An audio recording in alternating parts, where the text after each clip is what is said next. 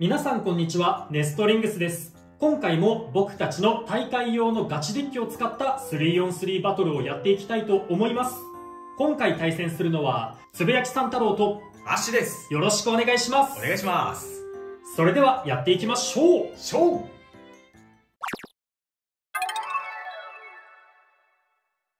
はい、こちらがアッシュが今回使う大会用の 3on3 デッキになります。ファーストウェイはウィザードロッド 960B になります。前回のカスタマイズではビットをヘキサ H を使ってたんですけど、その時相手のベイが同じウィザードロッドの B だったんですよね。やっぱり B 相手だとヘキサは負けてしまうって思ったので、相手が B を使ってくる可能性確率が高いのであれば、自分も同じ B を使って負ける確率を低くしてみようっていう試みで、今回はビットを B にしています。セカンドベイはドランバスター 160O になります。こちらのカスタマイズはつぶやきさん太郎に教えてもらったカスタマイズで自分も気に入っているものになります。やっぱり相手もウィザードロッドをどこに持ってくるかっていうのを考えた時に、ファーストベイやセカンドベイに持ってくる確率が高いって思ったので、相手のウィザードロッドを飛ばすためにこのドランバスターを2機目に持ってきました。サードベイはフェニックスウィング 980R になります。今までカスタマイズとしては960を使ってたんですけど、ウィザードロッドに960を持ってきたので、代わりに980を持ってきました。こちらのデッキでバトルしていきたいと思います。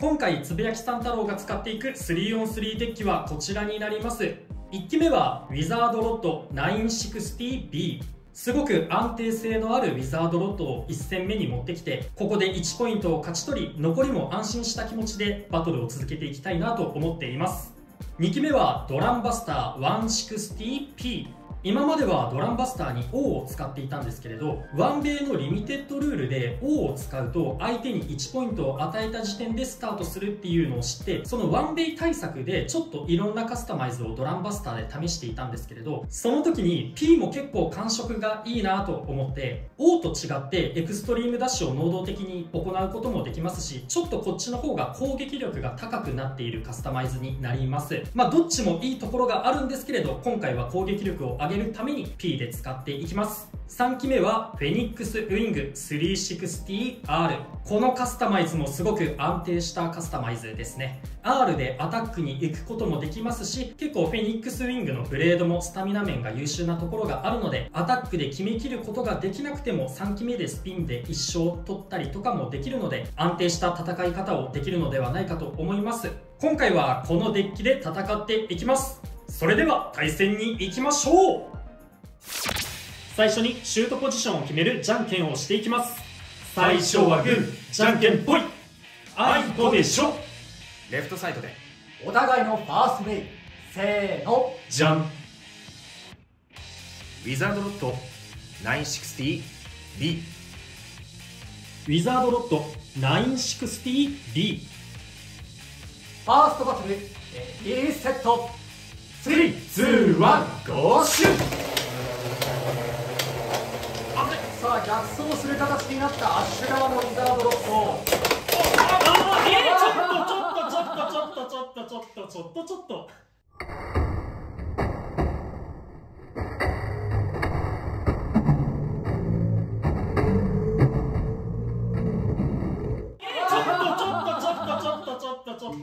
ちょっと。マジ？こんなん知らんって。エ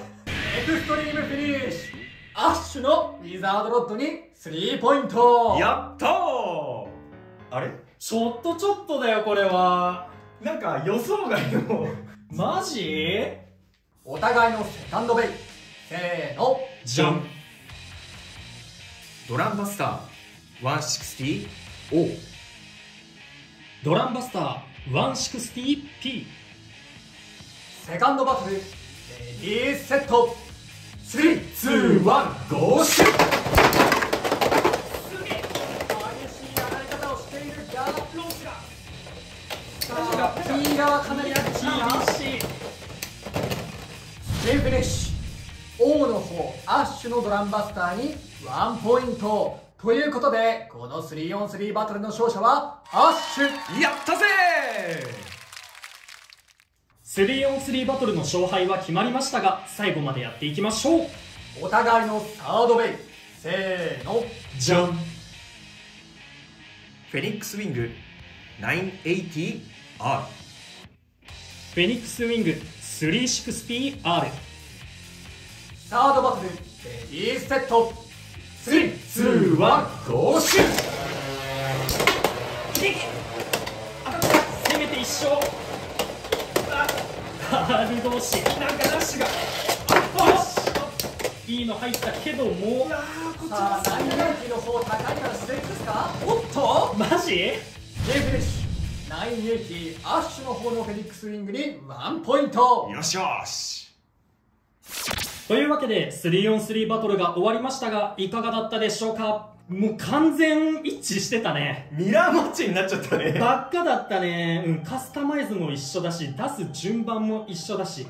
たのが2期目のドランバスターでビットが違ったっていうのと、3期目のフェニックスウィングでラチェット違ったってとこだけど、そこもまあビビたる違いだし、そうそう。あとドランバスターもね、俺もともとは O で使ってたから、そのまんま今回 P に変えていったけど、そのまんま O で使ってたらそこもまた一緒になってたね。そうだね。いや、まさかここまで出す順番もっていうね。ねで、全部負けちゃったの悔しいなって思うし、1戦目のエクストリームは知らん。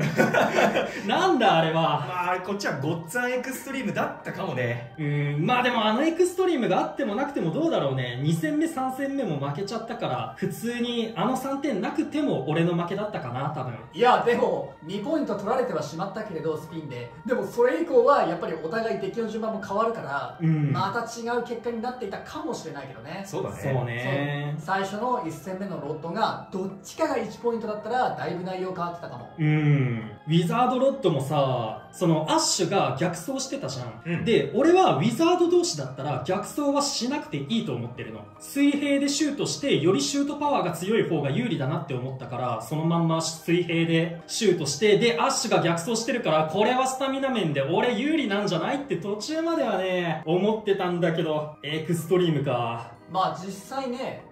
逆走をすると、姿勢が傾きやすかったりだとか、そういうデメリットがあるから、確かに純粋なスタミナ勝負をしたいときはお互いができるだけフラットな状態で全力っていう感じにはなると思うんだけれど、まあ逆走からオーバーならわかるけど、あの結末はちょっとねびっくりだな。予想できなかったな。でもウィザードロッドね、結構飛ばす力あるんだよね。今までも動画でさ撮影してる間でも、こっちというか誰かがウィザードで相手がアタックだった時でも、ウィザードロッド側がアタックタイプのベイを吹っ飛ばすっていう場面が結構多くてさ、ウィザードロッドだからスタミナ面めちゃめちゃ優秀ではあるんだけど、それプラスアルファで結構オーバーも狙ってるわけではないんだけど、オーバーフィニッシュ決めてる時が多いなって思った。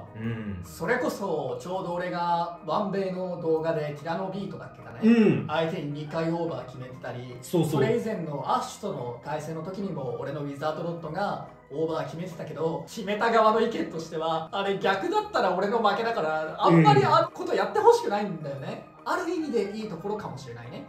カウンター力もねちゃんと備わってるんだよね。あとはね、アッシュとじゃんけんすると俺絶対負けるんだよマジで何回目だろうこれ。なんかずっと戦ってると俺がレフトサイズにいるよね。そう、俺も研究したのよじゃんけんの割とアッシュとじゃんけんするとき俺先手でパワー出しがちだなって思って、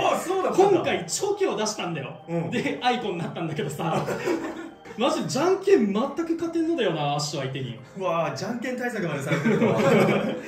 毎回右側立たされてるなって思う。ロッドとかフェニックスは右でも全然いいんだけど、バスターはやっぱ俺は左で打ちたかったな。そうだね。あと自分も思ったのは、やっぱここまで被ってくるってなると、相手の出す順番がやっぱりじゃあ逆に違うところ、サードベイの方で持ってこようとか、あえてファーストベイに持ってくるっていうのが本当に大事だなって思いました。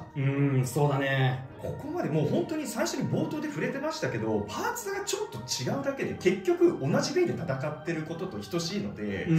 ちょっとこれもし俺がじゃんけんで負けてライトサイドだったらまた決着も変わってたかもしれないし、そこは分かんないですけれども、だからやっぱり同じベイじゃなくって逆に相手が使ってくるベイのカウンターを入れる必要性っていうのは今回の対戦で強く思いました。というわけで、この動画が良かったら、グッドボタンとチャンネル登録をよろしくお願いいたします。それでは次の動画でまた会いましょう。バイバーイ。バイバーイ。